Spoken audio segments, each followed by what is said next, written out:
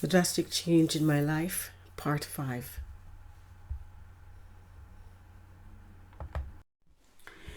Attended another imaging clinic, that's what I did.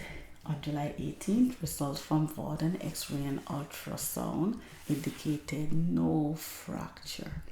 X-ray recommended, and the X-ray that was done recommended diagnostic ultrasound assessment of tendons to rule out decorative tendinosis. Okay, on July 18th, I actually went to a new doctor and I asked for an x-ray. I told him that I had decorative tendinosis. He wrote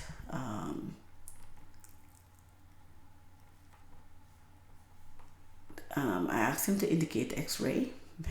There it is. And asked him to indicate ultrasound. And I told him that I had a motor vehicle accident on July 2nd, right? So so I had ultrasound. I did ultrasound on the 18th and ultrasound on the 19th and x-ray on the 18th.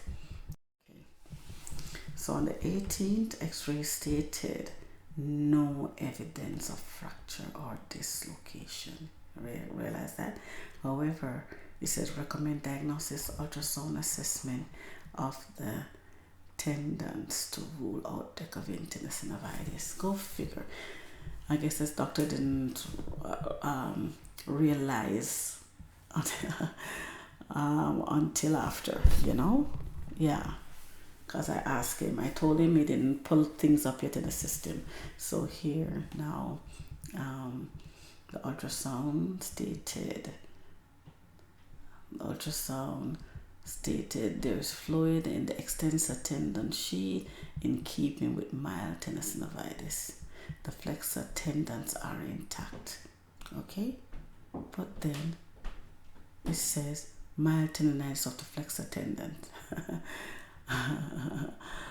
So I do not know what they're trying to confuse here. Now it's a different day, so things I guess the system is caught up now, so they're trying to complicate things. Flexor tendons are fingers, and those are my fingers. Okay. Please feel free to pause and read. And just to know that when I had to do the X-ray and the ultrasound, I did the X-ray the same day, and the following day the ultrasound. So I didn't have to wait a week. Okay, just bear that in mind. That was intentional. That's why they did not know when I'm gonna go on the road. So as soon as I took that opportunity to go on the road, they have to give themselves some time, because they knew I would go on the road at some point in time within that week. Wait, Hussein Muftaderi, Hicks Morley Law, and others realized the problem. They could not keep me silent. I currently had in my possession 2 different results for my right hand. GDI imaging clinic results dated July 9, 2019 indicated fracture. VOD and X-ray and ultrasound results July 18, 2019 indicated no fracture. Here it is. This says GDI, right? It says fracture, okay? And then Vorden, right?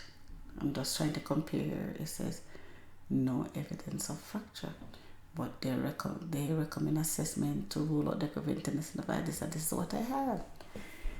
July 29th, I still had my injury. I was fired from my job with an injury. I still had the injury over a year later. Their plans were being disrupted. More time was needed, and the several postponements of the WSIB hearing. And I outlined the different times they have postponed and all that.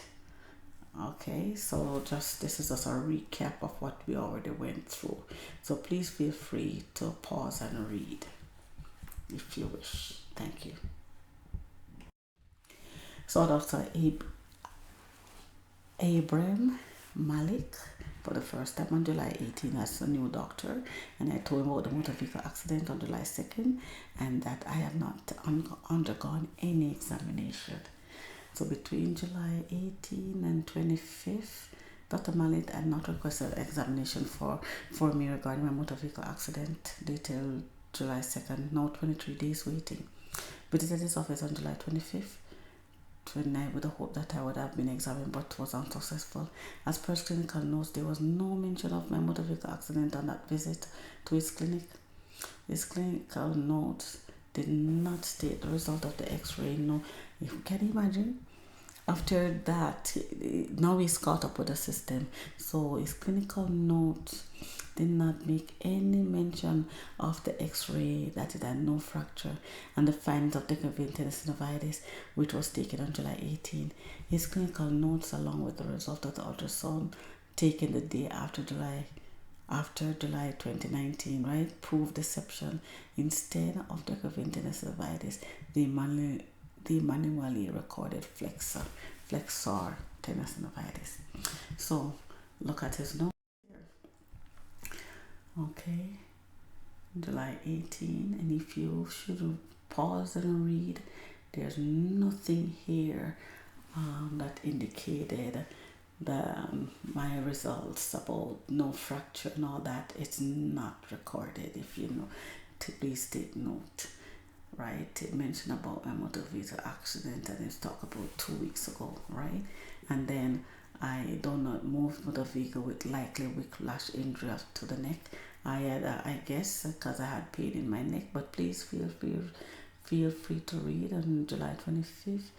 It said consistent with flexor tendinosynovitis. Really though. Okay, so then he's indicating, listen, Dr.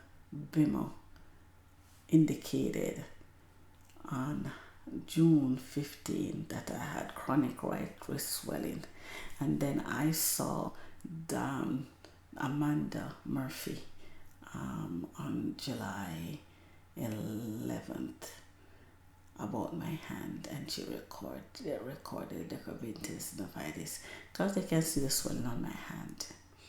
And then this doctor now is gonna write no swelling. Please feel free to pause and read. Okay, I did make mention of it. This is proof that this doctor is saying no swelling. And here, just basically like over a month later, my swelling, the swelling has not, since I got the swelling on July 16, 2016, there's been no, it has not changed. Okay.